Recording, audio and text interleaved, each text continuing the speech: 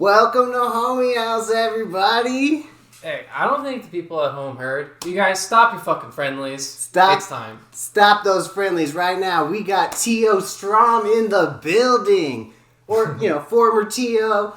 But really, the T.O. during the golden era of Fort Wayne Melee with IPFW, Hot Sauce, when we had the highest attendance probably. Yeah. Fort Con. I don't know if it's when it switched to Fort Land, honestly. I really don't. Sometime around the start of 2020, sometime after the pandemic, I want to say. So yeah, we both ran Fort Con, all good stuff. Oh yeah, the torch pit. Yeah, there's a lot. Yeah. So generally, the first question I like to ask people is how'd you get into Melee, and when did you start playing in the Fort Wayne scene? So, like most people, when the game came out, I was obsessed with the game. I found the leave your GameCube on overnight, unlock Mewtwo when you wake up type of beat.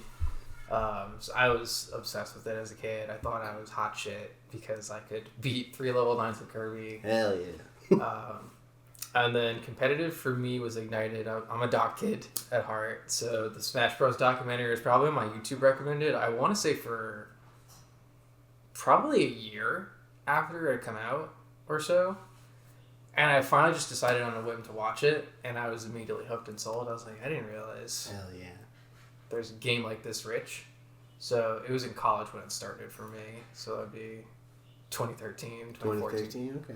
Yeah. It's crazy to think I've been around almost a decade in it. And then you're not originally from Fort Wayne, right? No. I didn't think so, yeah. So yeah, I moved to Fort Wayne in 2016. Within I want to say 2-3 weeks of being here, I attended my first weekly. That was at Xscape, way back in the day. Oh yeah, that's when a lot of us seem to start it. Just I think there was a weekly before Xscape, but it got really popular as soon as we moved there. Yeah, I don't remember the exact history. I know, I want to say Grayson was hosting. You guys correct me because I don't know my Fort Wayne history that well. It was Samwise also ran the bracket too, or something like that. You had Grayson doing something, I believe. Samwise was around. I believe Decatur was also a pretty poppin' hub because I know Dylan, Ori, and Seth were usually having practice sessions over in Decatur. So that's what I kind of remember coming into. I believe Indy even used to travel up to just not even weekly, it's just practice sessions. Oh, really? I think that's what was going on at the time when I moved here. And then we moved into Xscape, moved to IPFW, and then things kind of took off from there. So when did you kind of take over the TO role? I think Samwise stopped at some point with IPFW. Rodney took over. And then I think Rodney just didn't want to do it one week. Yeah, I think he missed a week or something, and I was like, I mean, sure, yeah, I'll help out. I don't really care. And I don't know, just the typical response of me was to just lay in bed all night and just look up Juggle Rob's old Smash board threads of how to TO, how to run a bracket, how to seed, this and that. I was I tried this in college, and it was kind of embarrassing. I still hate it to this day, the type of brackets I try to run. There's no logic or anything behind it. Was this with challenge, or was it on paper? Or? Yeah, no, it was on challenge, but with college, it was a community college, so people just had very floating schedules. Some people never showed up on Tuesday, so it's you had your match on Monday, you showed up on Tuesday, they weren't there. What? They're there on Wednesday, you're not there on Wednesday. Oh, wow. So round 1 doesn't get done for 2 weeks. It's the most insane thing ever. I'm this is our spring bash tournament.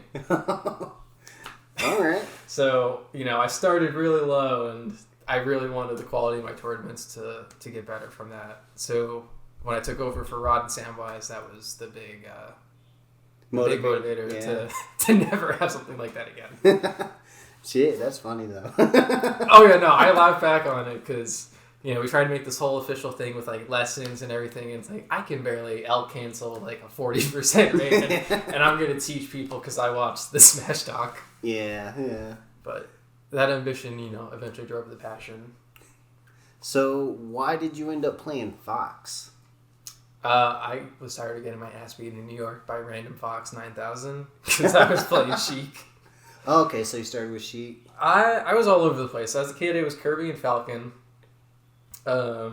Respect. You know, just Kirby. Every kid played Kirby. Yeah. Falcon was fun. He was fast. He'd fly around.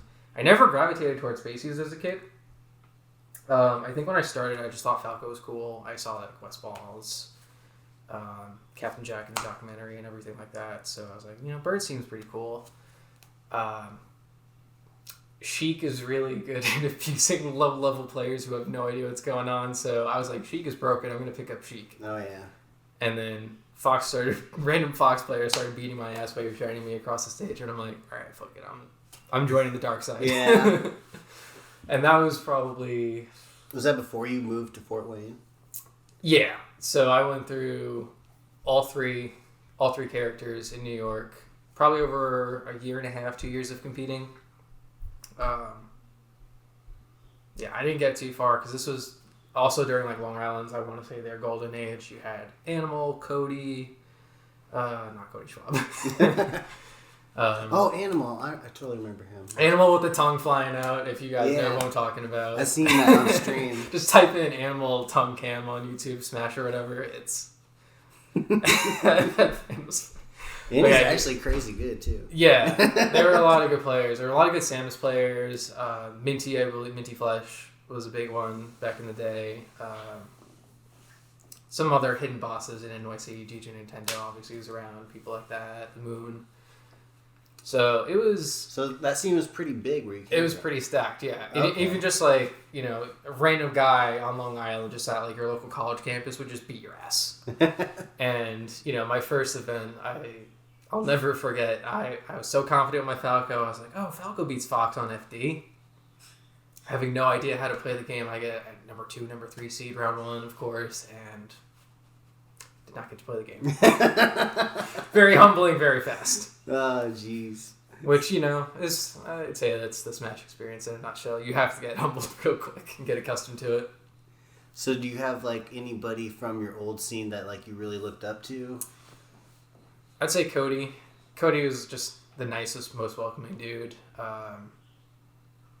Top players always have that aura of, they're just going to beat my ass. They're just here to take the money. Mm-hmm. I'm not worth their time.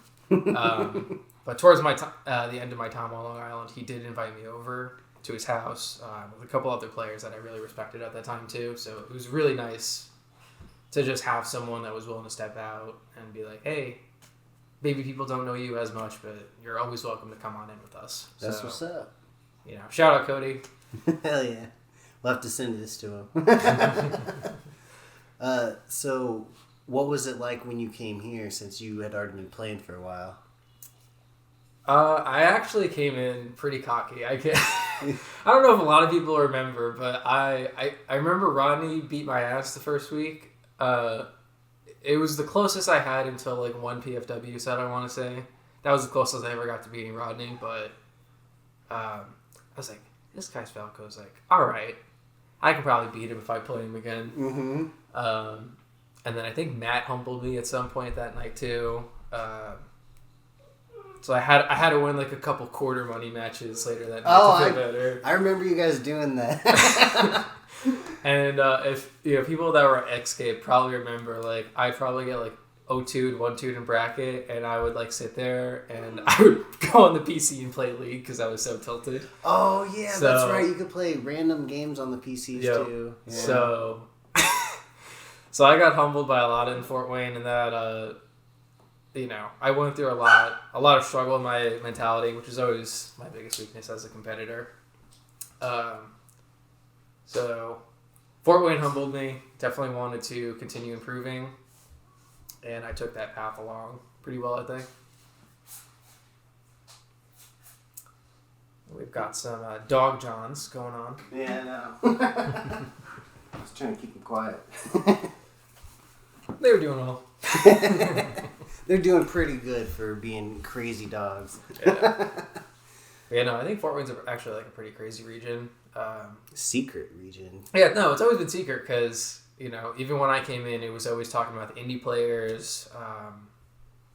Maybe like one name I may have heard when I moved to Fort Wayne. Like, I just generally heard this guy, and I think it was a South Bend player or something at the time. I knew they had the history with FC Legacy and all that. But yeah, that's what it's called. I was talking about that on the last episode, but I couldn't remember what it was called. Yeah. So I knew that there was some legacy in the state, but I think the West versus East Coast type thing definitely propagandized the rest of the country because it's just like, okay, well, what about these dudes in the Midwest that are actually fucking insane? Just grinding. Dylan. Like Voorhees, yeah. Voorhees casually just mentally beating Armada and then, like, changing his strategy. Dylan's told the story, I'm sure. But it's crazy to think about that he was mentally, like, making Armada sweat. And that's like there's just a dinky little region that people don't even think about. Even worse, Decatur. Little Decatur, Indiana. Oh, that's funny though. Oh my god.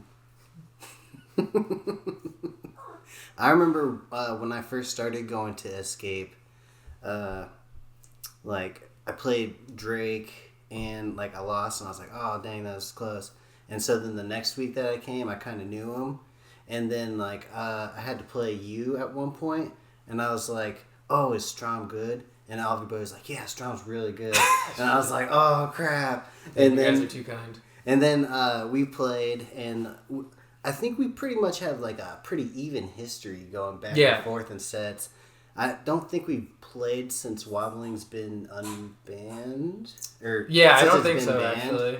Maybe one set, actually. Yeah. Or at like a random local random hot sauce, the last years. It wasn't an IPFW. Wobbling was still all the way there for IPFW, I think. Yeah. But yeah, I remember everybody hyping you up a little bit, and so I was always like, all right, I gotta lock in for this shit. Kid from New York. Yeah. Gotta beat his ass. New kid. Fresh blood. Gotta humble. So, as a TO and as a player, who is your favorite Fort Wayne player?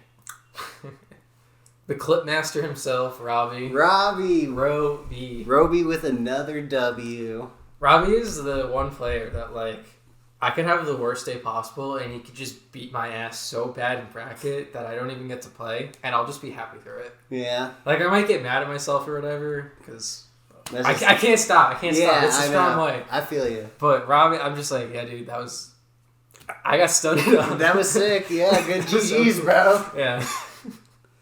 One thing, like, as ice climbers, when they die, like, and they get hit up, they're always like, what? And I always just like that noise. I'm like, oh, that's cool, I guess.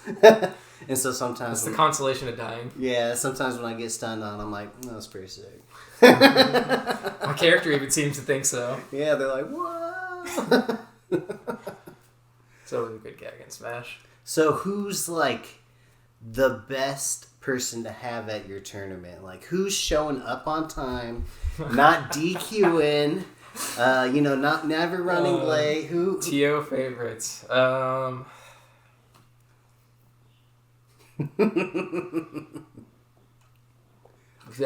Guys, Robbie's not sponsoring this episode, but Robbie's usually there. He's got a setup. Yeah, he's running the stream now. He's running the stream now. He's like, thanks for TOing Strom. Like, yeah. It's like half a meme, half like my heart. Yeah, Robbie's just such a good guy. I mean, Rodney, of course, is also like Mr. Reliable. He's been there longer than I have. He's been there since the beginning.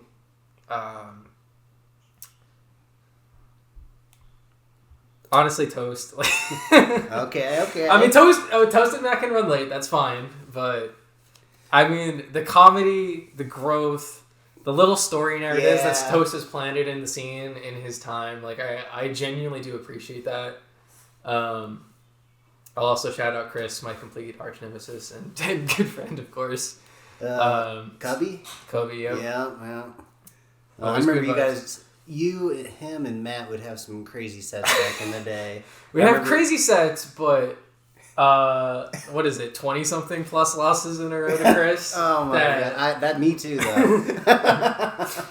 So our sets may be sick, but Chris, you can't let me win. I remember just walking into the weekly and seeing like all these foxes just going blip, blip, blip, blip, blip, blip, all over the screen, especially when you guys were like playing doubles and stuff. Oh, yeah. I love doubles. Shout out. We love doubles. I know we used to run, like, PM and doubles sometimes at Xscape and IPFW. Yeah. A little rarity. I do miss PM. That's like the one thing. I'm glad it's kind of been revived with P Plus now. Yeah. But I couldn't really tell you the difference between the two, but there's a lot. I think one has Knuckles. More crack cocaine in there. Yeah, I think there's Knuckles or some wild, and Wolf is in that one too. I'm just like, there's a lot going on. I have a lot of strong opinions about Smashing Times and. Oh, strong opinions. What about your Slippy rank? I don't play Slippy. So you don't play any online Melee at all? I hate online Melee. I'm the biggest hater of online Melee. Like, of course I see the value. Like, I can't be too, like, boomer about it. Yeah. You know, it is a legitimate form. I'm sure plenty of people out there have already seen, like, the Reddit threads and the Discord arguments of CRT versus HD monitors and perceptions and this and that and reaction times, and I'm like, what? I don't know. It doesn't feel right to me. I have a bad monitor that is below the specs, so I can't enjoy it. I feel that adds to my bias. Yeah. So this actually brings up a question that I just wrote down. I thought it was stupid, but it fits perfectly right here. All right. No stupid questions. Is having a better PC than someone pay to win? Look, man. I'm playing. I'm not proud to admit this. I'm playing a lot of mobile and idle incremental games lately. So there's a lot of pay to win in life right now. Oh yeah. I mean, like, okay, here's a scenario. You're on like a perfect computer for Slippy, Ethernet, perfect monitor, everything. And then Rodney's playing on my shitty laptop on the ground. Are you taking a game? I mean, I could take a game and not be because of Slippy. That's the thing. Oh, okay. But then I'll just immediately get downloaded and folded right after. Yeah. Like, it's happened too many times where, like, I get a game off Ronnie or I get, like, the first couple stocks and then it's like, oh, I see he's figured it out. The game is now over. Yeah, I take them to, like, last stock, last hit, game 1, and then by game 3, I'm just getting 4 stocks. Yeah. I think there was only one set where I ever was actually close, like a last stock, game 3 or whatever. But even then, like, I never got to, like, game 5 situation. So. But I ended up, I prioritized TOing over being good at some point. Like I said, I once I went back and realized, like, that whole Juggle Rod Smashboard thread, like, it was a half meme, but it was also, like, that perfectionist of just, like, I want the brackets to run a little smoother next time, just a little smoother next time, and a little smoother next time. And I just kept, like, fine-tuning all those things eventually over time. And I didn't really do that with, like, Uncle Punch or anything, and I was like, oh, I see where my priorities are. Yeah. Plus, it's hard to just play and TO at the same time. There's a lot you're mentally juggling. Were you the first one to bring about amateur bracket in our scene? I want to say Samwise and Rodney were doing that also. Yeah, I know, like, I did it regularly, but... Yeah, I know for sure it happened all the time at IPFW and Hot Sauce. Mm-hmm. But I was like, I can't really remember if it happened at Xscape or not, to be honest. Yeah, no. My memory's really bad. It's, See, that's why...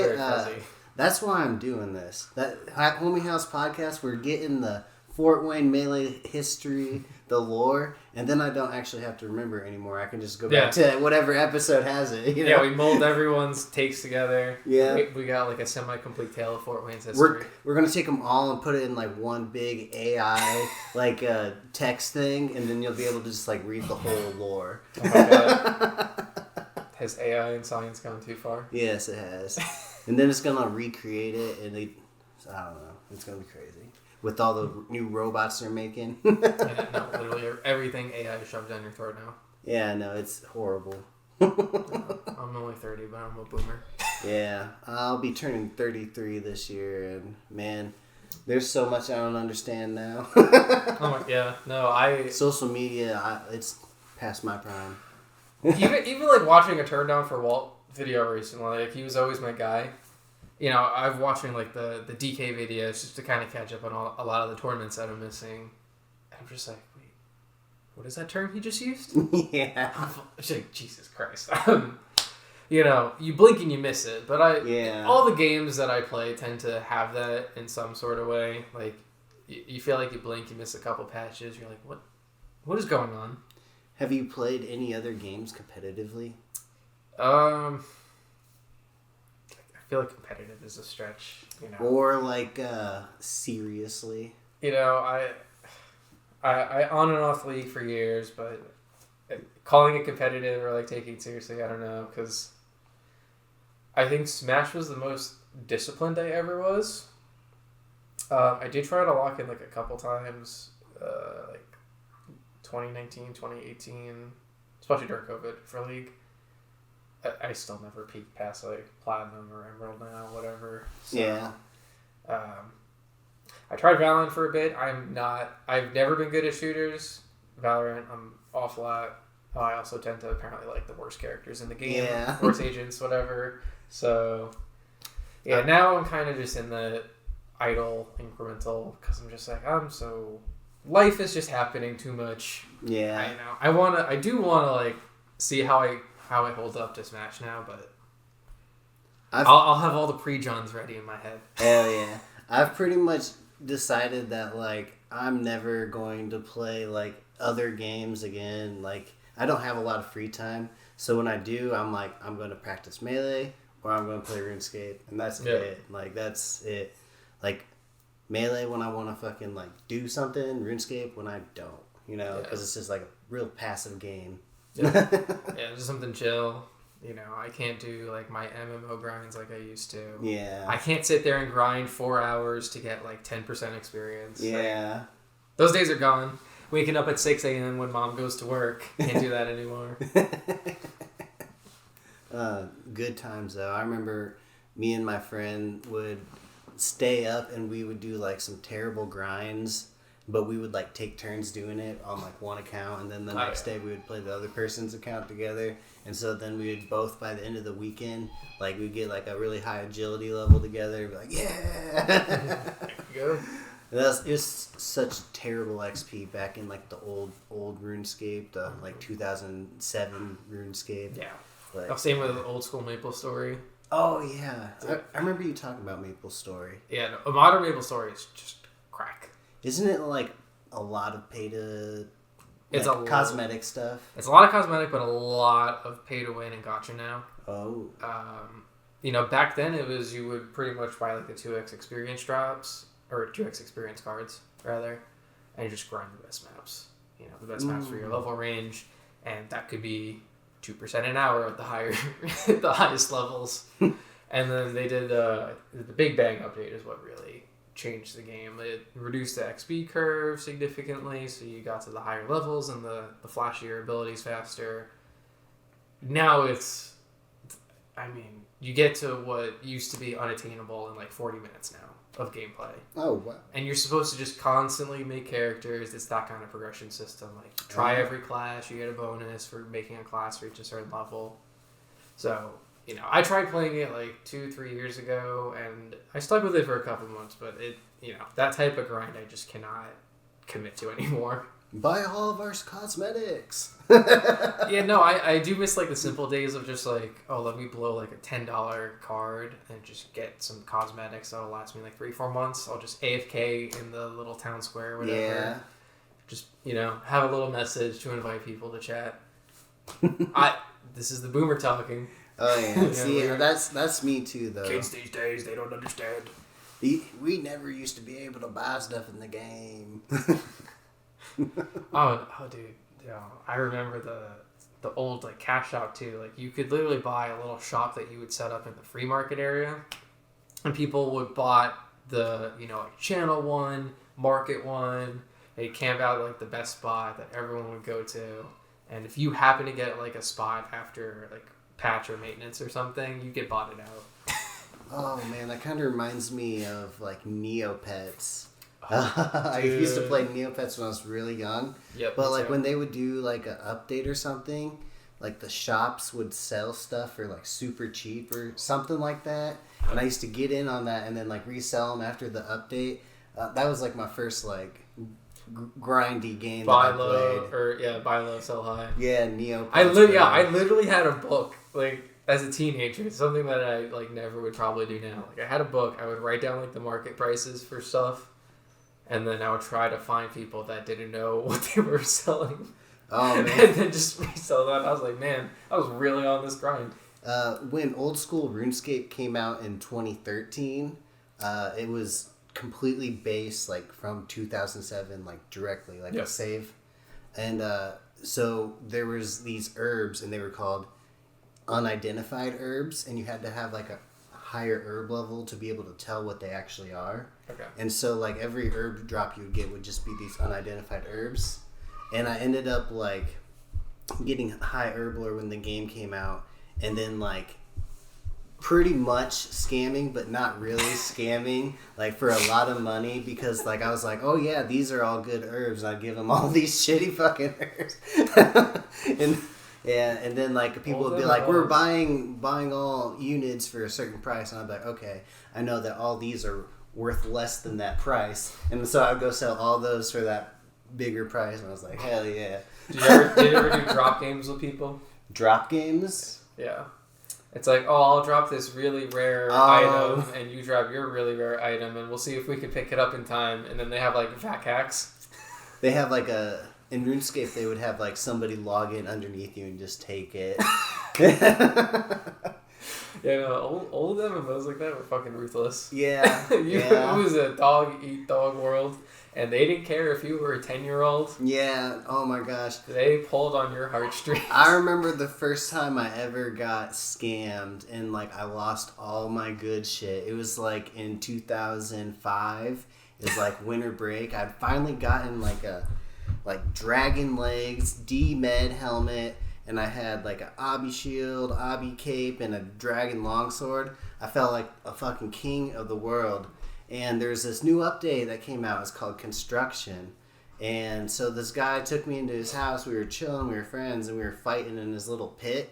And then he kicked me out of his house when I was low health. Oh no. And then he was like, oh, sorry, I kicked you out of the house. Here, eat this. And I ate it, and it was a poison. And it killed me, and I dropped all my shit.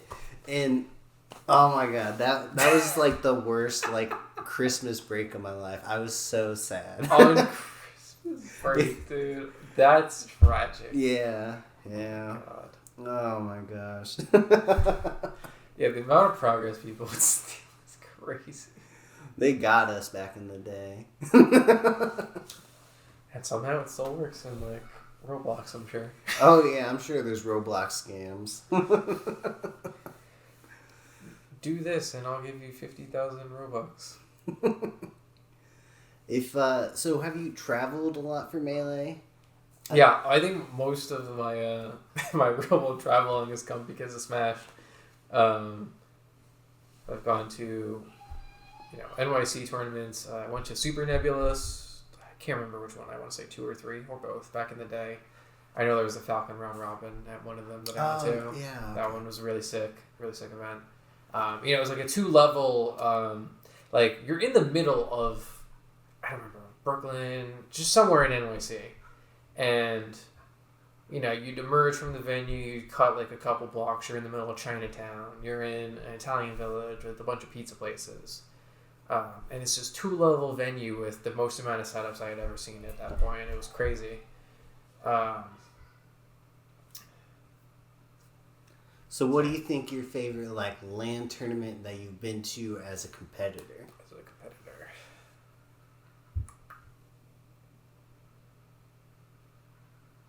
Honestly, like the new stuff Scrub is doing is honestly sick. Yeah, I haven't been a competitor. I've just been a volunteer, but even as a spectator, I'm like, this is fucking sick. Yeah, Afterburner in the works and... Yeah, but as a competitor, Super Nebulous has a big memory in my heart. I can't remember what Boyko's tournament was, but that was another sick one. It was a Melee. It was a Project M focused and Melee tournament.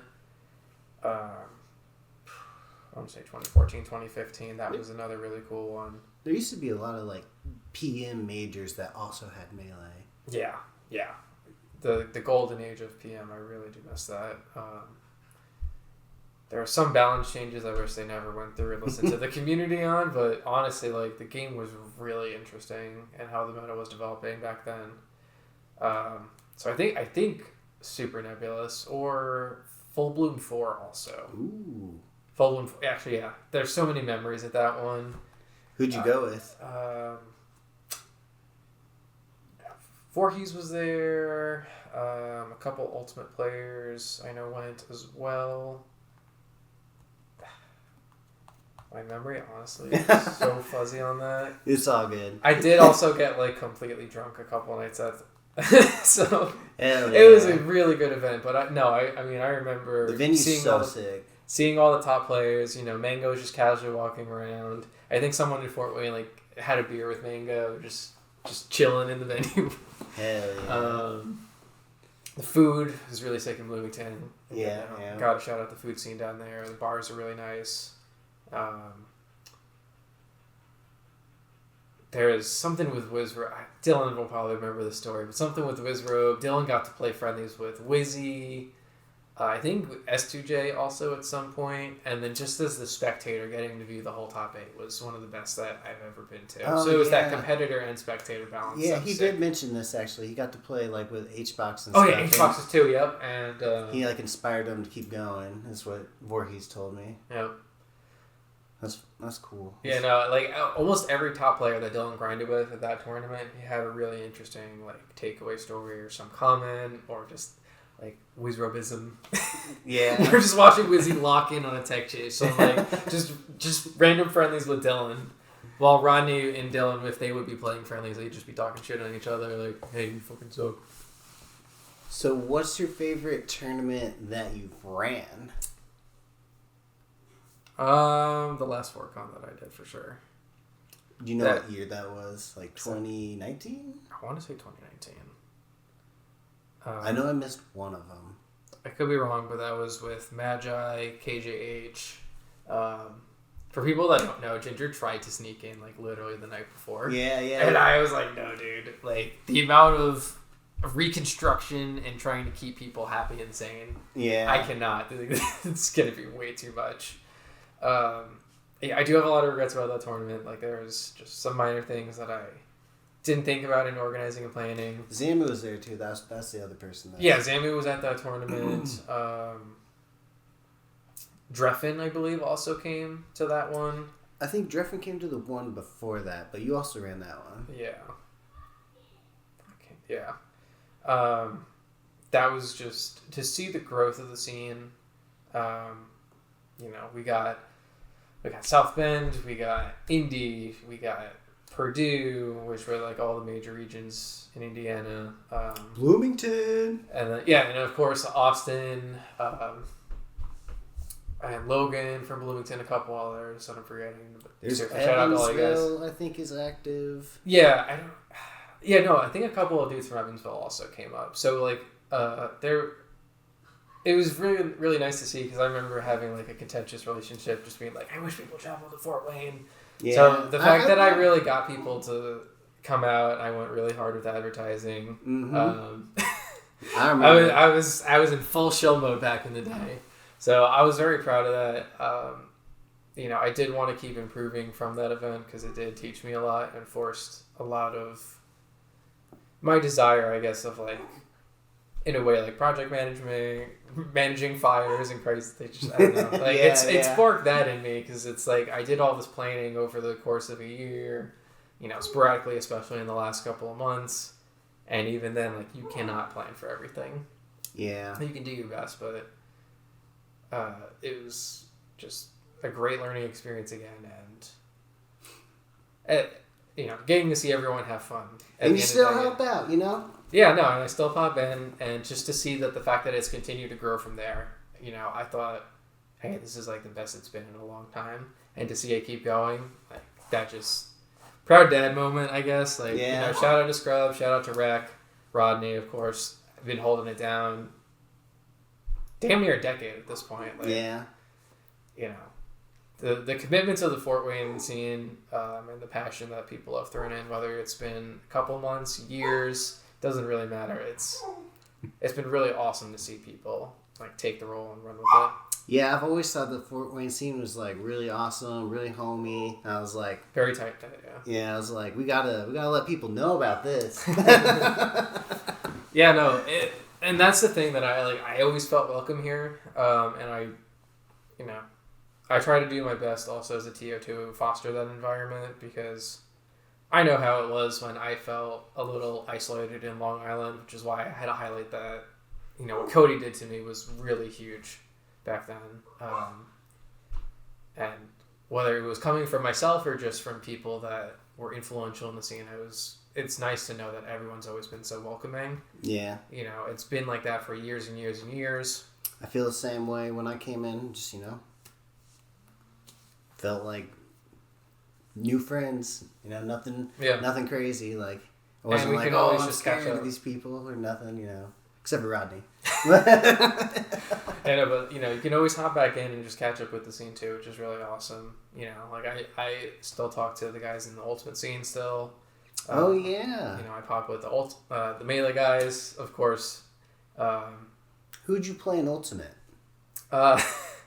I started with Daisy, because she was actually different when the game first came out, and then eventually they nerfed her back into just literally being a Peach clone, which kind of pissed me off. She still has 2 minor distinct differences, unless that was patched out, but they don't really matter. It also made it so that I struggle to play Peach in Melee because of the float mechanics being just different enough. And then I switched eventually to Pac-Man. Oh, okay.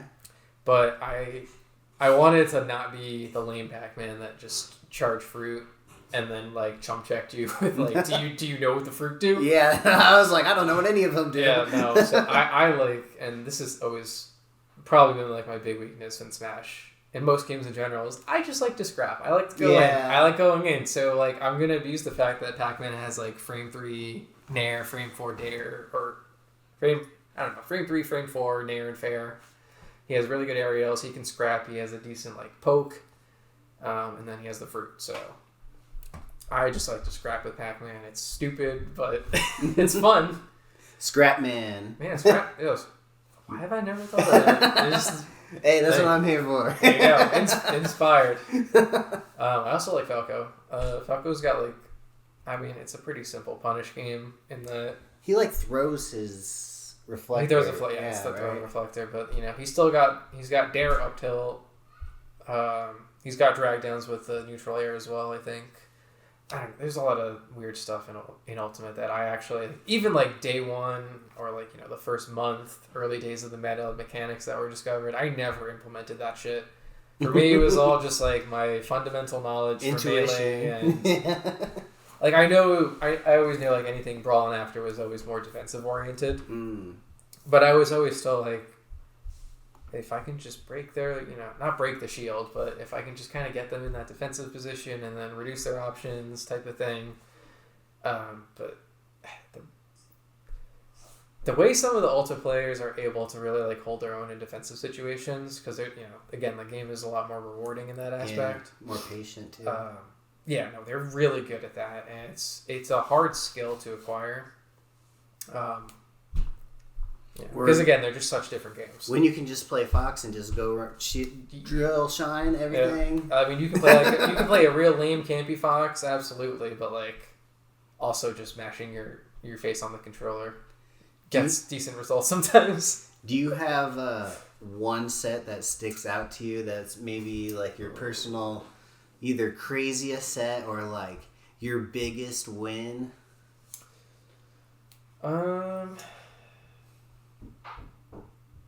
I think my biggest win ever, actually, I would probably say is Ori.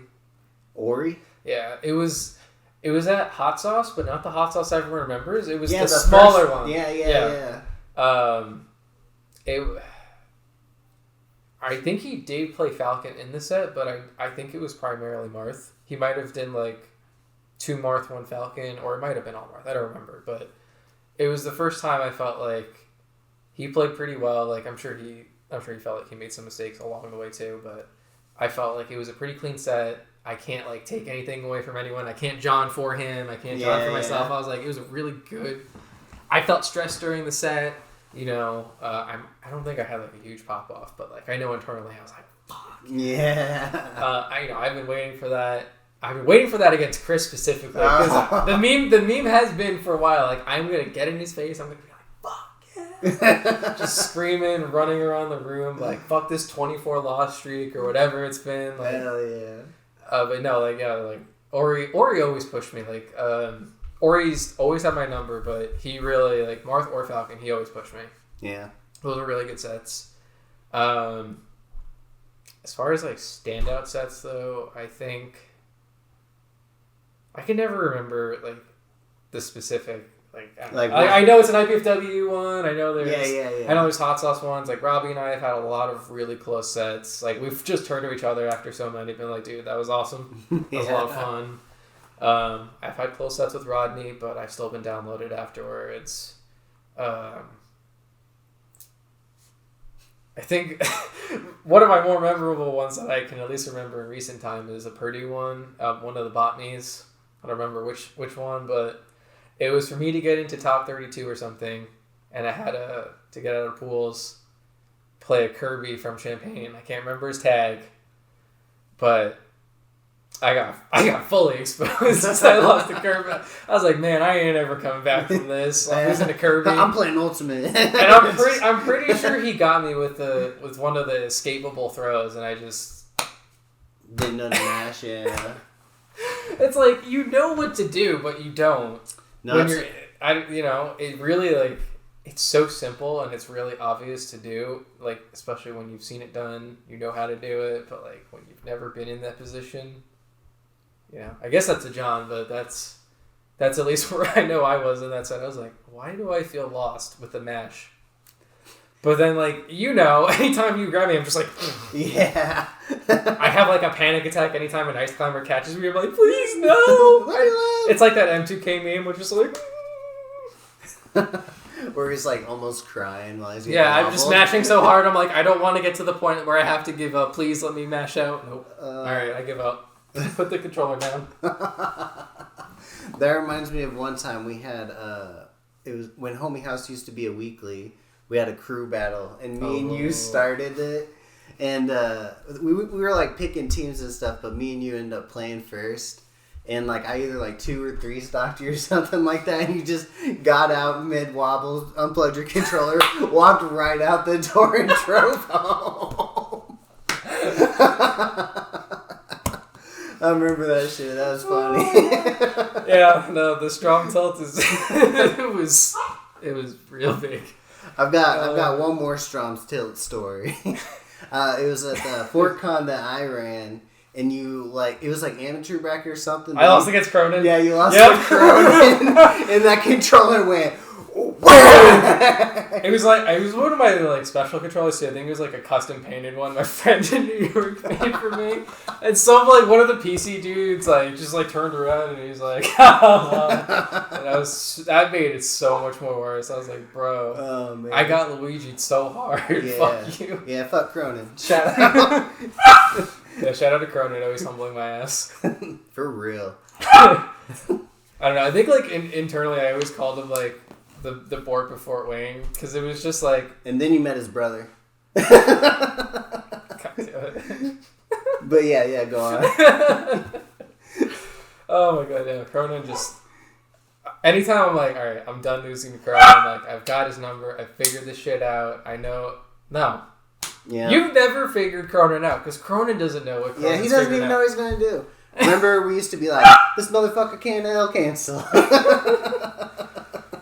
No, yeah, that's why, like, I love how many different play styles can exist within, like, the vacuum of Smash, because, you've got people that are just, like, smart. They don't have to be fancy about anything. And then you've got more dog johns. You've got technical gods like Dylan, who's just like, what are you doing with your hands, Dylan? I'm sorry. Like, I watch you play. I'm just like, where are these buttons happening? Rodney's just hitting you with buttons and brain. Yeah, he said Robbie's making a combo video out of you. He needs to, at least. That'd be crazy if we all had, like, one combo video each of us playing Robbie and him just, like, shitting on us. Robbie, make it happen. Yeah, Robbie. I know you're listening. He likes to hear all the W's that he gets on the podcast, I'd say Robbie's, like, the most W'd in the podcast, potentially. Robbie gets so many W's, he had to change his name to Roby, you know? Yeah. Everything makes sense now, dude. Everything makes sense. But honestly, like everyone has, like, I don't know. I've always noticed, like, everyone just has something I can say is super sick about them. So even if I had a positive set against someone or a positive record against them, like, I always knew in the back of my head, I'm like, they have something on me. Like, I know they do. Like, I know Nolan back in the day one time. He, especially because we practiced so much, he knew that I liked, like, robotic. Like, I wasn't, like, a complete, like, true combo nerd like Rodney, for example, but, like, he knew that I liked to think optimally or what I thought was optimal. So he knew I would be matching for Marth up throw, and then he would just start mixing up forward throw, back throw, down throw, and I would start DIing incorrectly, and then I would tilt because I was like, why are you throwing incorrectly? And it was those kinds of mix-ups where it was like, I was winning a lot of the neutrals, but he would just grab me and then do something that was immediately, like, correct against me. Yeah. And that's always been, like, the fun of Smash and, like, sandbox type games to me is just keep that growing. Creativity is there. Yep, it's creativity. You keep learning, you keep growing. You know, sky's the limit, really. Yep. Like, I've been beaten in a million different ways, and there's 2 million more that I have no idea exist. Yeah, it's like when crouch canceling started being the meta and shit. It's like, well, I gotta learn this now. Plup really, like, demonstrated shield dropping on Cheek, and I mean, God knows what tech I've missed in the last, like, 3 years. Yeah, who knows, bro? There's all these new characters too, freaking getting optimized, like Donkey Kong, and was it the ninth charge on his punch is stronger knockback or whatever.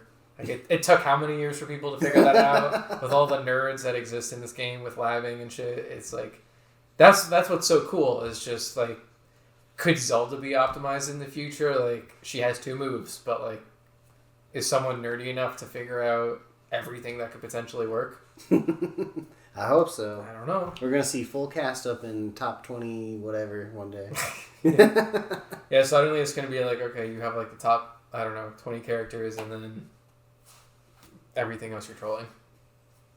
Who knows? Like, this game is just insane. Like, if you told me when I started playing that Donkey Kong would be in the serious discussion right now, for I'd top tell you you're 10, on crack. Yeah, I'd be like, you're on crack. You're on crack. Like, what are you talking about? It's supposed to be 20 Spacies. Yeah. Marth is, like, a cheater, so, like, maybe a Marth player could do it, but, like, other than that, I'd be like, no. Now this guy's, I'm like, you know what? M2K did Pichu years ago. Like, what's to say someone's not going to take Pichu further now? You never know, man. I just seen this video about Bowser the other day. There's like a Bowser. It's not a Renaissance. They called it something else. It's pretty cool. But, like, they're pushing the boulder. And this is, like, what their, like, team name is or whatever. Okay, the 20 GX of Bowser. Yeah, pretty much. Yeah.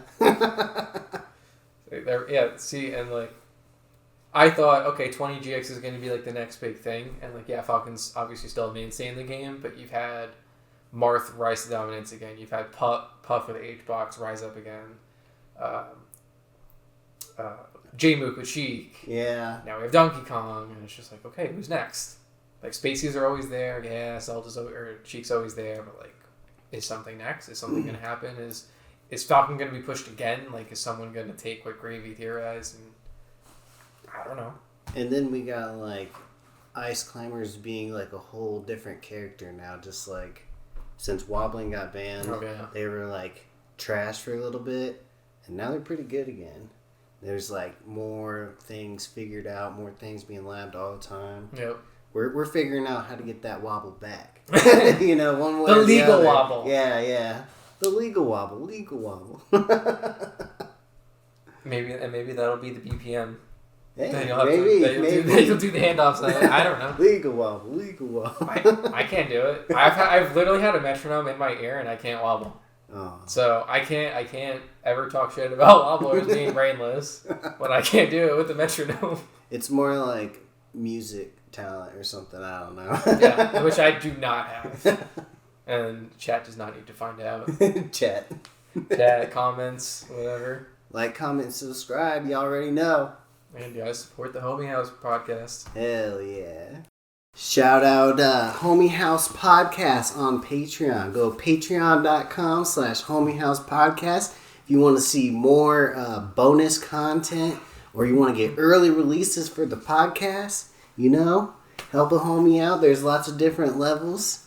Like, comment, and subscribe on the video. I know y'all thinking about it. And if you don't, I'll scream it, old school STROM style. Oh, yeah. And then, last but not least, join the Discord. We're always chatting about some bullshit in there. It's always a good shit posting. And speaking of the Discord, I recently made a channel for viewers to submit questions. All right, so our first question is going to be from Voorhees. Okay. What's the dumbest shit you ever seen Matt do?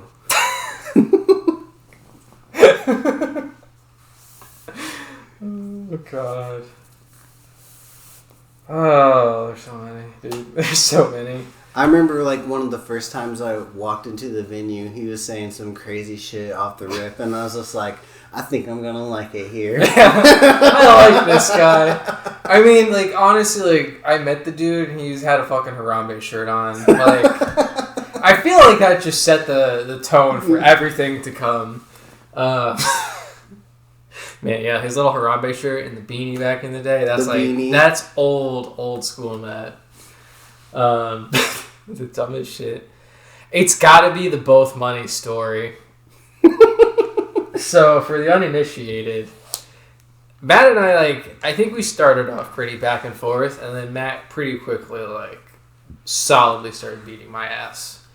But while we were still even and I could still win from time to time, I did win a money match. I think it was $10 or whatever, $5 or $10 money match. And he's like, I don't have the money. And I was like, all right, just get it back to me in a reasonable amount of time. I would hope, ? And he didn't. He continued to life. He continued to enter my brackets. He continued to hand me dollars for the tournament, but not for the debt. And eventually I'm just like, man, I'm going to start charging your ass interest. And he's like, his famous Mac quote, I don't have both money. And it was in reference to him buying a whole ass mattress. And it was Rod or Voorhees, one of them was grilling him about it. And how he's just not repaying me, but he's going to these events. He's buying whole ass mattresses with cash. And he can't give me $5 for the money match. I remember that shit. It took years. 4 or 5 years. Oh my God, we just nonstop. We're just ribbing him for it. And I don't have both money. Still lives rent free in my head to this day. I don't remember the full context, and I honestly feel shame for it, but the other one would be my hands are mentally incapable of doing it. It's just something, and I know he was playing Dylan. That's the most context I can remember. But he was playing against Dylan, probably, Dylan was beating his ass, in the same exact manner in friendlies over and over. And he's like, stop doing that. Stop doing it, stupid. And Matt's like, my hands, dude, they're just not capable. They're mentally incapable of doing it. Oh, my God. All right, so our next question comes from Brando. We're always asking our favorite smashers, but who is your least favorite professional smasher? Oh, man. I mean, the cop-out answer is any of the people who have been convicted. We'll say. Oh yeah. We'll say that, but okay, I still have to be active. Yeah, my favorite person, I guess I would say to root against. I love rooting against Cody, but he wins so much that I get disappointed a lot. I'm trying to think there weren't too many that really grinded my gears. I want to say. They were fun, but I was on the generic hate H-box train, but I feel like I was just more of a bandwagoner for that, if anything. Yeah, still don't feel that way, or I don't know, his content and his style and all that is not for me. Yeah, me either. I don't know how much of the stories ended up being fabricated versus real. That's not really for me to decide. So I'm just I don't really have a valid reason. I feel like. you know, I feel like that's the older man in us kind of coming out. Like, I don't have energy for this type of BS. Yeah.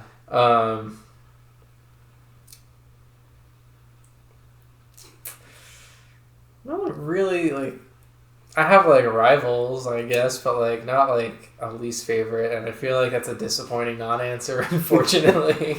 I'm sorry, Brando. It's all good. You know, there's not too many people that, like, left, like, hate in my heart, or, like, I don't know. I was a very spiteful person, too, so I'm actually kind of surprised that I don't have, like, an automatic answer for this. I also really like rooting against Leffen. Yeah, you know, Leffen, like... Not the way Hacks Money does it. But. Yeah. You know what? Yeah, like, I did like to root... Like, I would like to root for and against Leffen. He was, like, that weird in-between for me. Like, I did enjoy his downfalls moments. But yeah, they were so good. But they were also, like, I did enjoy the Godslayer narrative and the arc with that. I like, the shakeup of it was very interesting to me, so... But, I mean, he is kind of a dick. Yeah. So... And controversially, like, I like, Mango is also, like, sometimes a dick. Like, I understand the Mango personality, but, like, I gotta say, some of the top players can be dicks sometimes. It's, you know, the scene's been cleaned up, I think, though. People have matured. I think the game's, like, 21, 22 years old yeah, now, so, you know, people gotta grow up at some point. Everybody can sit down and drink a beer about it now, you know? Yeah. We can all settle our differences.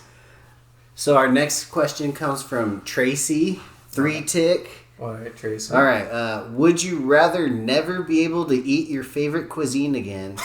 Eat examples like Italian, Chinese, Thai, Indian, French, etc. Or you can, but there's a 1% chance that you wake up completely covered in peanut butter every time you go to sleep.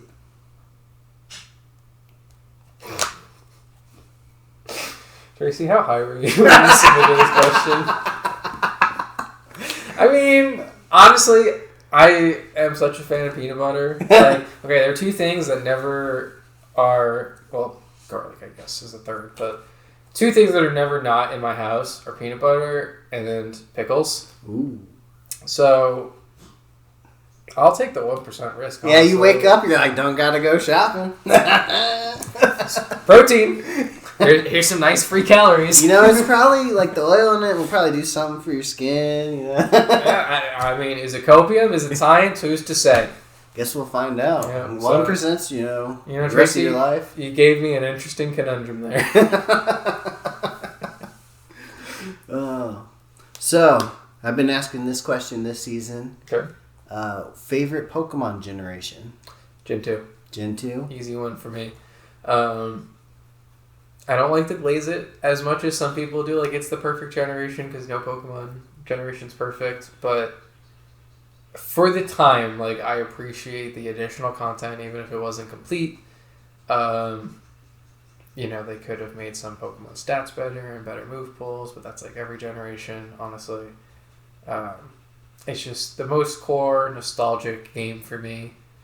I kind of was at, like, the right age to play the first 3 generations and have, like, really solid core memories with all of them. Same here. But Gen 2 has always been my favorite, especially when Heart Gold Soul Silver came out. Like, I've used those cartridges to death. Best game. So yeah, Johto has my heart. Espeon is my favorite Pokemon. Hell yeah. Full bias, full send it. If you feel like I'm wrong, you're wrong.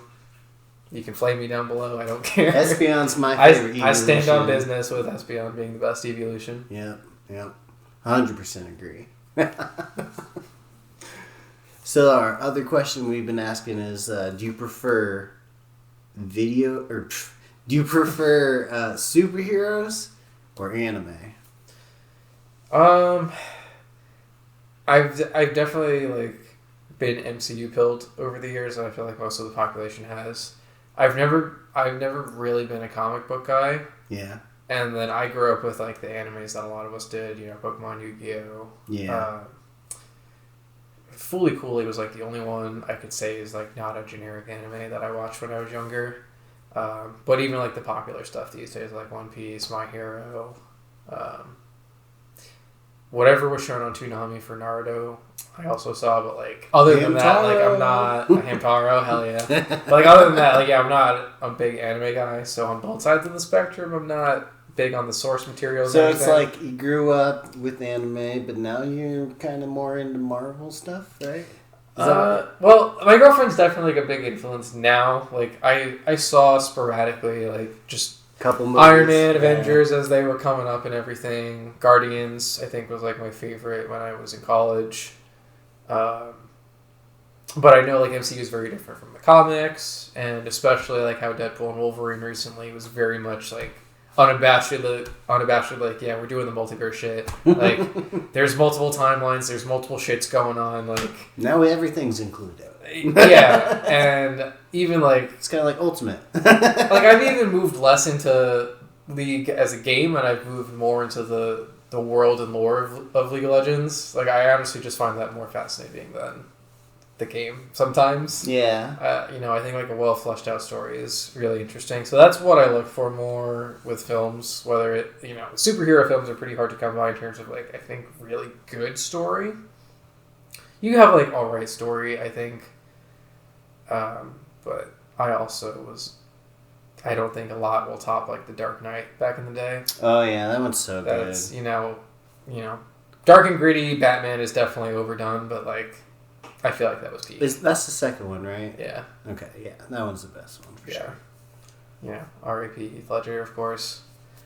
So I'll give it to superheroes, but I'm not big on either side of the coin. Yeah. But again, like my girlfriend's, she will yap about like her favorite characters timeline, like Gwenpool. She's very into Gwenpool. She had like a whole rant about like, oh, they're not releasing. Gwenpool has nothing to do with Deadpool. It's her full name and this and that, and like the whole lore dumping on me and ranting about like her being released in Fortnite or whatever alongside Deadpool. And it's like they're misleading people and this and that, and I'm like, I love you. I will read these comics and source material, whatever, just for you. But then she's like, oh, I don't care about this one coming out, and I'm like, okay, I don't care about that one either then. I could skip that timeline or whatever. I know growing up, I always really liked X-Men, and then like all the Marvel stuff like started coming around, and I was like, cool, X-Men are going to be in the Avengers, right? And then they weren't, and I was like, whoa, what's going on? What happened? I would imagine like people that know probably, because like I've seen the articles, and I'm like, where are these characters in the movies? It was like Fox. I know you can't. Yeah, like there's the rights thing and everything. Yeah, that's what makes Marvel and DC so messy for me. Is like these stories are already confusing with all their alternate timelines and universes and planets and whatnot. But then you have, Sony owns the rights to this, Fox owns the right to this, Marvel and Disney own the rights. It's like, what is going on? Like, I don't know. Yeah, no, I totally agree. I tried to catch up on them at some point, and I just like the fight scenes. Yeah, that's about it. I mean the action, because a lot of movies in general these days tend to leave story as an afterthought. Unfortunately, like the dialogue in some of these movies is like insulting. And for people that don't know, I manage the Regal on Coldwater currently, and the amount of movies I just walk into, I'll listen to like 2 minutes or whatever, and I'm like, who wrote this? Who's responsible for this? Like, don't see Megapolis, of course. Like, some of the dialogue, I'm just like, surely this is not another like Chat GPT thing. Like, you guys are talking like actual NPCs. It's gonna be Chat GPT writing it, and then AI actors soon. Look, that stuff has gone too far. Also, because I remember I saw something in my recommended that just got me really mad. People that don't know, I'm like such a nerd about Arcane, the little Netflix show about Vi and Jinx from League. I'm such a nerd about that show, and I saw something in my recommended that was it was an AI concept. Like when I saw that at the end of the tag is what pissed me off. So it was a live action Arcane. The thumbnail was like Kate Blanchett or someone as Vi. I can't remember. but it was like Kate Blanchett, Cillian Murphy, a couple other like famous actors that were all like major lead characters from a live action adaptation of Arcane, and then it said AI concept at the end, and I'm like, stop this shit right now. This is insulting to everyone. Nobody wants this. Maybe this is how like Borderlands got made. I don't know. This actually leads into like my favorite show of all time. It's called Big Brother. Have you ever heard of it? It's like Survivor. I've heard of it, but I don't know anything about it. It's like Survivor, where you're all like kind of just like trapped in a house, and then like there's games, and then like you vote each other out. And so like this season, they had a AI twist. Oh gosh. That was like the twist. And so normally it's like you put two people on the block. There's one competition, and then like somebody can take one of those people off the block if they win the competition. Okay. And then like it would be two people on the block come eviction night, and then one person would get sent home. Well, this time with the AI arena twist, they made it so there was 3 people on the block the whole week. They would do the veto like normal, and then it would still be 3 people on the block. And then the day that they got to go like the eviction night, there would be another surprise like competition where where one of them could save themselves, and so then only 2 people would still be on the block. It was kind of actually really interesting and really healthy for the show. Like, without going into it, like, Big Brother's been out since 2000. Jeez. And I've seen, like, every single season live. It comes on every summer. It's like, my whole summer, I'm waiting for Big Brother to start. I talk about it all the time. It's like my, like... This is like definitely my favorite show. Like, love reality and it's a consistent one you can rely on. Yeah, love my reality TV. Yeah, even during COVID, they ended up doing something where they were like, "Oh, we're gonna have like just less people going," or something. It was something like that. Yeah, everyone's in their own room or whatever. yeah. There's some crazy. Everyone webcam from their rooms. The competition's all like Zoom calls. Who cannot talk on mute? But yeah, no, just like so then like they also had some other like AI twists during the game and stuff, but it was just really interesting. It was kind of like they were making fun of it a little bit, but it also kind of seemed like they maybe did ask an AI ChatGPT what they should do to the show. It's kind of interesting. But yeah, it's like everywhere, like you said, it's unavoidable right now. It's crazy. Meta AI, Google's. Every new phone is like advertised with AI assistants. Yeah. Like it used to just be like, I don't know. I mean, Google Assistant, Siri, of course, and I forget the other big one. Alexa. Fuck Alexa. Just listening. I hate Amazon. Everyone knows I hate Amazon on these parts. I hate big corpos. Yeah, I don't. That much has not changed. I don't care for billionaires. Can't say it, Once Taylor Swift became a billionaire, I was like, I think she's lying to us. I think she's up to some shit. Hopefully not, though. With like what's been going on with P. Diddy and stuff, I hope there's nothing going on like that in the Taylor Swift world. I hope she can skip this one. Please, yeah, set this one out. Skip this drama. I'm off for this wild ride. Please make it end. So I know you like a certain band quite a lot. You want to talk about that? Against the Current, who me, I would never talk about. I would never talk about them. I would never speak highly of Chrissy Costanza ever. Me, I'm not a fanboy whatsoever. That's like your Swiftie version, right? Chrissy has gone on her solo journey recently. Okay. Like, she's still with ATC, but she's just doing like a solo project. So that came out not that long ago. That's my entire personality right now. Like she drops music, I will drop everything I do to listen. It's like taking a day off to listen to the whole thing. Put that album on repeat, find out what song is going to be on repeat for the next like 3 weeks, and nothing else is allowed to play.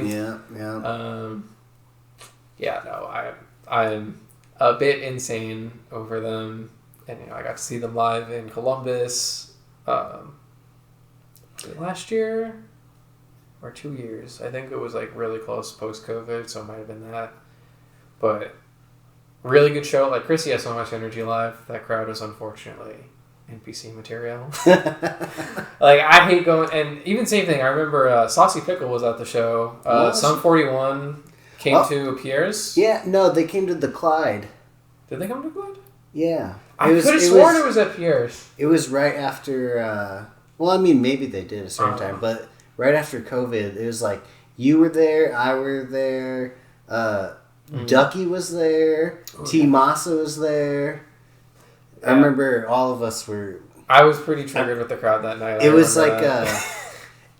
there's like this like bar and this like rail like right here, and me and my wife were standing like right here, and I could pretty much see the whole crowd. So the whole time I was like, I know that person. I was like, oh look, they're strong. I didn't like leave my spot because I got jacked, but I remember like T-Masa and them coming up to me like, Gare! And shit like that. And I remember seeing like Ducky running out of the pit and shit like that. Oh yeah, speaking of pits, I remember it was a show at Pierre's. I want to say it was 2018 or something like that. Whitechapel came through. Oh hell yeah! And it was part of their This Is Exile like 10-year or whatever tour.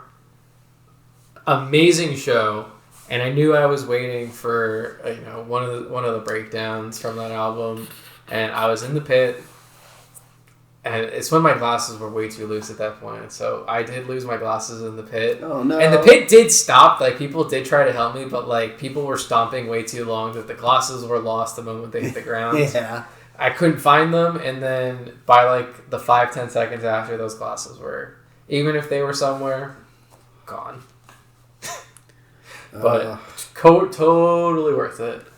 Got punched multiple times that show. Whitechapel always delivers a good show. Oh man, It's been a minute though for a good concert. I seen them too a long time ago, like 2011, 2012, something like that. Yeah. Good times. I'd be curious how they're like, because they're from Tennessee, if I remember right. So I'd be curious how their like Midwest shows have been until I experienced it, obviously. Because in New York, I think the only like big bands I saw, Animals as Leaders. Oh, yeah. Between the Buried and Me opened for them. Or wait, no, not Animals. Yeah, no. BT Bam was the main event. Job for a Cowboy opened. Yeah. And I think, no, not Carnifex. There's another like big deathcore group at the time was also part of the opening. Oceano, yeah, they were big for a while. Yeah, that was a really, really sick show. I wish I could see Animals as Leaders live. Fuck, dude, that'd be sick. I remember them being like super technical. Very technical, yeah. And this guitar player I was jamming with for a while really liked them. Yeah. That djenty sound. Djenty, yep. I mean, from the guitar to the crazy drums. Because even some of the shit I watch now, Drumeo has like a lot of good like pro drummer type stuff with all their different challenge videos or whatever they do. Deathcore drums are sick. Yes. Sometimes they sound like you're hitting cans and shit, but that's just makes it even better. That 2008 like deathcore, like Suicide Silence. Oh man. I also, I'm always a sucker for the fucking like Slipknot can effects and shit, like clowns hitting the giant fucking like beer keg or whatever. It's like I love like random fucking industrial type sounds like that. Yeah. Yeah. No, I miss that era. Children of Bodom was like my favorite. Technical. I think they were considered tech death. They were like a huge, or no, they were melodic death. Some technical. You know metal genres. Yeah. You slap a word in front of it and call it metal. You've got acid metal. You've got sludge metal. You've got stoner metal. You got math. And then you put core at the end if you play breakdowns. Yep. The sludge metal core. Or like any like punk or hardcore inspired you can also slap core at the end. Yeah. You're like, oh yeah, well, I was really inspired by this one band from 2007 that was really big. Parkway Drive inspired me. My favorite band back in the day from those scenes was Attila. And I've been to so many Attila shows. It's just ignorant shit, breakdowns, and like screaming, rapping and shit like that. I love that shit. Yep. And so like me and D-Mac, we were like childhood friends. We started hanging out in like middle school or whatever. And then, like, after high school, we didn't really talk very much. And then one day, randomly, I ran into him again at an Attila show. It was, like, 2012. And we were like, oh, shit. And that's when we started, like, reconnected and stuff again. And then eventually, he was the one that made me play Melee. So, you know. Small world. Attila made me play Melee in some sort of way, you know? There you go. I got tired of going to shows, driving all the time. And now I was like... Maybe I'll just drive to my locals instead. And then I was like, I'll just host my own tournament, so then I don't got to drive, you know. And that's like usually the worst part about going to progression. Yeah. Yeah, no, that's the one part I don't miss about traveling because, like, you know, I've been to New York, New Jersey, Indiana, Michigan. I have not been to a Kentucky tournament. I was gonna go to one Kentucky tournament. Been to an Ohio tournament. Been to, I think, one Illinois event. I might be wrong. But, you know, like anything around Indiana. Illinois and Indiana, like, we share so many of the same, like, town names and stuff. It gets confusing. East Chicago. Like, there's 2 Bloomingtons in both of them, and it's like, which one is that? I don't know. Bloomington, Illinois. Oh, man. Yeah, no. I do miss kind of, like, the old rivalry that we had with, like, I don't know, like, there was the interscene rivalry, and then we tried to, like, start shit with Kentucky, with, like, Reeve and them, I want to say. Like, it was a friendly rivalry, because, you know, Reeve and, oh, God, who was the Peach player? Cobb. Reeve and Cobb were always, like, obviously kicking our asses. Rick, Lance in the Pants, a couple other, Dylan, Onacer, or, I know, those are, like, top 4, top 5. Yeah. I don't know who else was in the conversation at that point. I remember Grayson was ranked at some point. Yeah, I'm very bad with the PR. Like, I was on the PR panel for a couple of years, but the prior years before that, I really don't remember. I just know Rick ran the show when I was active. Yeah, that's what I was thinking too. Lance retired. He went to school. He moved to MDVA, I believe, and still is active out there. And he comes here every now and then for stuff. But yeah, I know, and I got to shout out Svin, actually, Taylor University. Those were actually another good set of tournaments. Midway Melee was the whole goal, and I think he definitely hit it. You know, a pretty decent halfway point for a lot of the state. Because that's always the hard thing is, like, a lot of regions are at least 2 to 3 hours from another big region, so it does make it really hard. I've seen people say before, like, "Oh, I'm not going to Fort Wayne. That's Rodney's dojo." That's like entering like a Pokemon, not the Pokemon Rodney's League. gym. Yeah, Rodney's gym. Walking in and he fucking like just 4-stocks you. You gotta drive 2 hours home. You know. That's why, like, you know, during the hot sauce era when I was able to get like a couple monthlies pretty consistently going. Yeah. I remember Robbie had a couple good sets against. It wasn't Banana Sack. It was the Sheik. I was good buddies with these Peanuts? guys. Not Peanut, although Peanut also beat my ass plenty of times. Hope you're doing well, dude. But, you know, I remember Robbie had a couple good sets that they matched him afterwards. Toast had a couple, like, really good runs, of course. Oh, yeah. That was during his...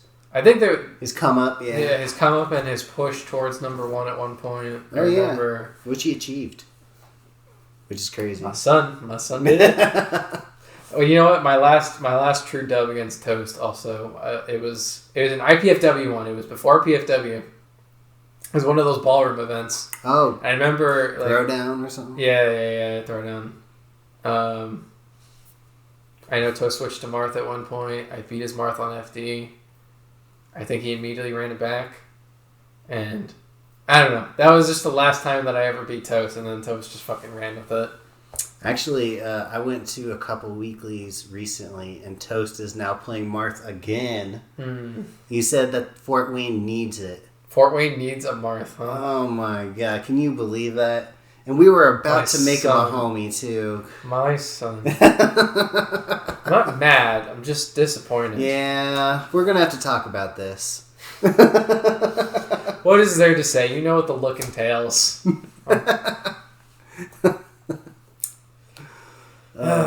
But, you know, I do miss, like, on Marth, though. Orange was, like, my demon when it came to Marth. I think he was Bloomington. could be wrong, but he's like, he had the Marth combos, just the Marth flowchart down. Like, he grabbed me, I felt fucking hopeless. I was like, is there a point in mashing when he's gonna find my mix-up anyway?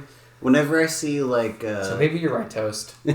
Whenever I see anybody do, like Peach chain grab on FD or Marth chain grabbing, I'm just like, bro, I thought we banned wobbling. What's going on? I don't get how this is any different, but whatever. Well, I can DI out of it and make you fuck up. So it's just different enough. I always fucked up the wobble. It should have stayed legal for me. Yeah, banned for everybody but Gare. He fucks it up anyways. Don't worry about it. But then what happens when you don't fuck it up? Well, then it's sick. Oh, yeah. That is just pure skill and outplay at that point. I think the older I get, the more the rules will go down. No, I'm just playing. The wobbling ban forced me to, like, change my, like, whole lookout on the game and everything. And, like, a lot of ice climbers, they either, like, quit or went and did something else, changed characters. Some of them started playing DK. Some of them started playing Bowser. That's what I'm learning. Interesting. Some of these old wobblers have gone. But, for me, it was, like, fun and kind of exciting. And, like, I would get really nervous while I was wobbling. And, like, people would always, like, go, like, like... Oh, yeah, everyone would try to do the wobble distractions. And, like, so, like, not having to do that anymore and, like, not having to put up with that, it's pretty nice. It's, like, a lot less stressful. Mm-hmm. And now when I beat people, I'm just like, well, skill issue. Yeah, I was like, I don't know what to tell you now, bro. And, like, yeah, I feel like on the other end, too, like, it does force you to, like, actually learn the matchup. Like, as a Fox, like, yeah, I can just drill Shrine, kill Nana, and that's, like, the basis of separation strategy, sure, but, like, I do have to, like, think of these approaches now, and, like, okay, what kind of coverage can the Ice Climber do? What have they proven that they know how to do? Can, like, Nana cover this platform? Yeah. So it's, like, interesting that you do say that, because I was curious, because I did notice that too, where there was a lot of just the exodus of either they're going to quit or, they're going to try to grind it out was like seemingly what I observed at that point. But to hear that a lot of them went to other lower tier characters, maybe that even like inspired some of the up and coming Yoshis that learned from Amza. Maybe that inspired, obviously, the recent trend with DK. And then some of us just stuck it out, Mm-hmm. I don't know. I think it's really interesting. I still think they're really cool. Mm-hmm. And now, whenever Nana dies, I'm like, well, it's not my fault. Yeah. I don't need her that bad anymore. Yeah, and I just think like the first few games didn't do the Ice Climbers any justice because they both had infinites. Yeah. So it's like they took them straight out for Smash 4. Didn't even exist. Yeah, people were just like, nope, I'm not vibing with that. But I think the dual character is interesting. Like, I know it's a stereotype in FGCs to an extent, but like, it's a cool character to actually like have out there. So it's nice to see like how they've pushed the meta, how DKs have pushed the meta, because it forces the conversation to not just be like, okay, who can take out Fox? Like, yeah, you have these good matchups against these fast followers, but now you have like legitimate cheeks that are not just gonna like flail out because they ran into a Fox. Or you get the Dreffen Sheik that fucking switches to Zelda mid-set, fucking does work and switches back. Yeah, dude. That's how I think Sheik should be played, bro. That's my favorite part about Sheik is, like, when you get into a legitimate transform situation and you, like, whether you get back to ledge or you land on stage successfully, but you're still Zelda, it's some of the more fun moments, I think, in my Sheik sets. It's, like, one of the main moments I remember of it's like the second time that Plup ever beat Armada. They were like at top percent. He's just switched back into Zelda and took his fucking Peach in and just fucking killed him on the top of the stage, and everybody's like, yeah, Zelda just beat Armada.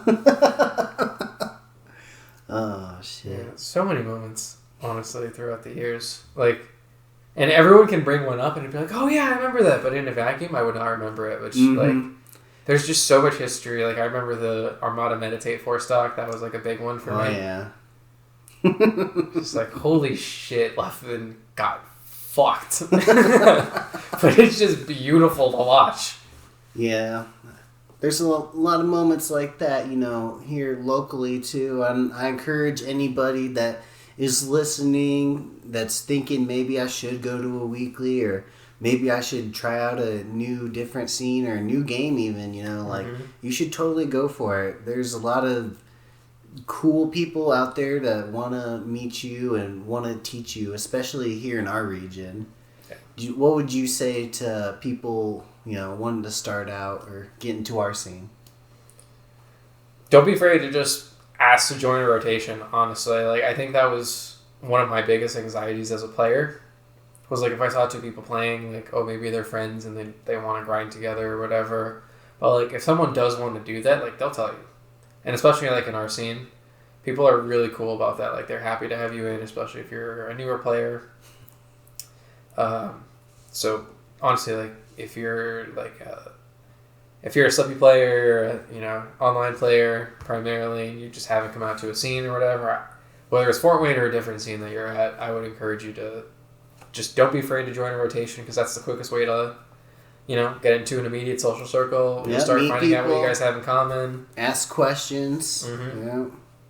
Yeah, because the climb is brutal, and I mean, with just any game, honestly, these days, that can be considered competitive in any way. Like, people, like, the technical pushings of games and, like, mathing things and spreadsheeting things, it's only getting more and more insane, so the skill floor and requirements are just becoming more and more. So you're going to have to go through that, like, grindy process of just getting your ass beat. And what better way to do it than just with a bunch of homies? Like, you're all laughing there together, having a good time. All the homies in the house. This man always gets his plug, and I love it. Oh, yeah. But honestly, like, I mean, that's how you get things like homie houses. You have so many people willing, it'll just, like, come together, sit down, and play. It's not like, okay, I have to play you in bracket, that's it, goodbye. Yeah. It's alright, hey, do you want to, like, grind, like, a couple friendlies until we have to play our next set? Yeah. Just, like, shoot the shit? Yeah. Or it's like, what about an amateur bracket? You know? Yeah, you want to meet an amateur? Let's keep going. And then we'll play Thug Finals. And, yeah. Whoever shows up late gets to play the winner of the amateur bracket, There you go, that's my jam. Good times. Yeah, there's such a rich history, and, the golden era of, like, at least our scene was definitely ran by STROM, so we all want to thank you for that. Putting up with all of us being shitters and and bringing quarters. It was the 10s and 20s is what killed me, man. Oh, yeah, the change. I remember you had, like, a little money box after a while. You were like, all right, I'm getting tired of this shit. Yeah, and I opened up, like, a random account with a credit union just to deposit the money into that, because I was like, guys, like, this is too much money. I can't just keep bringing this shit home. I gotta just, like, put this safely away from you guys so we can eventually get, like, cameras and shit and invest in, like, gotta do something. So, but, yeah, no, like, the fact that it, again, like, it keeps growing, and it has kept growing, is awesome. And the vibe of the scene, I feel like, hasn't changed. Brad's still hosting stuff at his house. We got, like, 25 people signed up for Homie House. This will probably come out after this. So that's sick. I've got a couple people on the wait list, too, but I don't know. I mean, 25 is a lot of people. Yeah, that's awesome. Because, like, Melee had its high period for quite a while throughout Smash 4's entire run. Still was top dog during the early days of Ultimate, and then Ultimate just really, really took off. Mm-hmm. And I felt like Melee kind of had a dark time for a bit. Yeah. So I'm seeing in both scenes, like, Melee's experiencing that slow growth again and rebirth, and then Ultimate's been doing, like, sick, honestly. And most of it is thanks to, like, Scrubbed Out, Odyssey, shout out. Scrubbed, Odyssey. Well deserved, yeah. Yeah, the whole team, because I don't know everyone that's on the Odyssey team, but you guys have put in amazing work. Like, it's one of the coolest things to see, like, how the torch has constantly been passed and how things have just kept getting better and better and better. So what would you want to see happen for our scene in the future? If like money was no object, if like realistic to a point, Yeah, no, you can't build like a fucking waterfall in the middle of a venue or nothing, but we ran out the whole Grand Lane. Yeah, like honestly, like I feel like it's possible. Well, my biggest regret actually, and some people might remember this. It was right before COVID hit too, which was like a really bad point for it, I think, to happen. But right across from the Grand Lane, the theater, Embassy Theater. Yeah, I was in talks with, I don't know if it was the owner, but it was someone that had pretty big pull in the upper chains there, and they were really, really interested in making like a City of Fort Wayne type of event, not just like, oh, we want to partner and sponsor with you and you use our venue. No, like they wanted to make it like an attraction for people to come to Fort Wayne, add to the revenue, get restaurant discounts and all of that type of stuff. Like they seemed pretty serious about it. I got to tour the whole theater, see the historical aspects of it, see like where like Kevin Hart would like wait in the room before one of the shows. Green room. Yeah, like it's really sick and amazing venue, and I wish things ended up working out with that. But I think I would actually love to see, and I think Odyssey could do it in the future if they really wanted to shoot for that. Because we have that amazing connection with the people at Fortland. So if we can ever do like, I don't know, projection big theater type event that we were expecting to try to scale it to over time. Yeah. I would love to see Fort Wayne go to that. Hell and yeah. I think like with Odyssey, with PFW is having a revival right now too. Like, yeah, they got an esports team. Yeah. They got some, I actually like typed a thing up to it because I went back to college when I was 28 and then I graduated when I was 31. But like when I was in my senior year, they were like looking for Smash players and stuff. And I was like, well, you see, I was like, yeah, I'll be on the team if you people are like playing, maybe I'll learn Ultimate. But ultimately I was like, but I'm actually a Melee player and I'm probably going to try to install Slippy on all the school computers. There you go.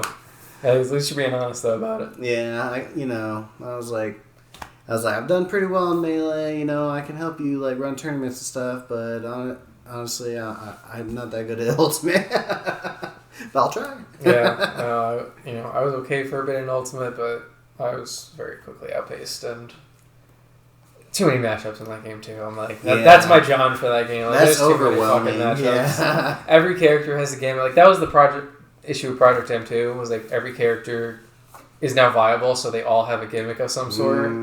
Like you're not just dealing with Fox's bullshit now. You have like Lucario can literally like invulnerable dash behind you and then like pivot grab you and like start a whole chain off of that, or he can cancel mid dash and like up tilt you and start a combo chain, and he's doing fucking Street Fighter combos on you. Like everyone has a gimmick, so it's just too much. way too much information. Johns, I know. Yeah, no. Well, once again, thank you for being on the podcast. You've been one of our guests that we've been wanting to get on for a long time. Yeah. Work makes it hard, so I'm glad it worked out. Yeah, we've had a couple, like you're supposed to come once and then my kid got sick or something like that. That's shit that always happens. Yeah. Dating with my girlfriend lasted too long another time, I remember that. Yeah, so, life is a pain, but I'm glad we got to get you on, got to hear about your time as T.O. in Fort Wayne. And, just getting to catch up again. It's been a while. It's been a while. I pop into the Melee chat every so often. I pop into both Discords. Join the Fort Wayne Melee Discord as well. We're always talking about some bullshit as well in there. We're always It's always me just talking about bullshit and getting people to talk. Yeah, no, I didn't do too much with that Discord while I was technically in control of it. Yeah. I passed it back to Samwise because I'm like, dude, technically it's your server. I want you to pass the baton however you want to pass it. Well, he can give it to me. He can, Hey, Sam, if you're watching this, I'm going to change everything, bro. All right, you got any shout outs for the people? Just the whole scene, honestly. Like, I fucking love you guys. It's like the formative years of my life. Like, the Fort Wayne scene means so much to me. Like again, like I a lot of my life and growing up is thanks to the Fort Wayne scene. I found some life passions through the scene. I found some close friends through the scene. And again, like my own personal journey, and then being able to be a part of other people's growth journey has been such a privilege, and it's made me cry several times, honestly. I know both Ultimate and Melee players gave me like a little poster on my last FortCon that I still have in my room, guys. I still cry to it every so often. Like, I don't know how so many of these like small things ended up being major for you guys, but it's all very humbling, and I can only just shout out the scene because it's awesome seeing everyone in the scene grow. You want to shout at them one more time? Yeah, but I feel like now I'm just getting into that old man, like dad type of Hey guys, yelling. please stop your friendlies. So guys, keep being fucking awesome. Don't be stupid. I love you guys.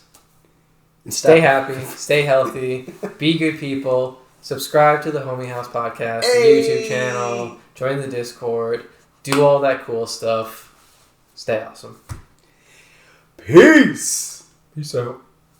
Shout out all the homies on Patreon for all the support. We got Paps, Nidus, D-Mac, Brando, T-Masa, Sir Albert, James, Break Check, whichever you want to go by.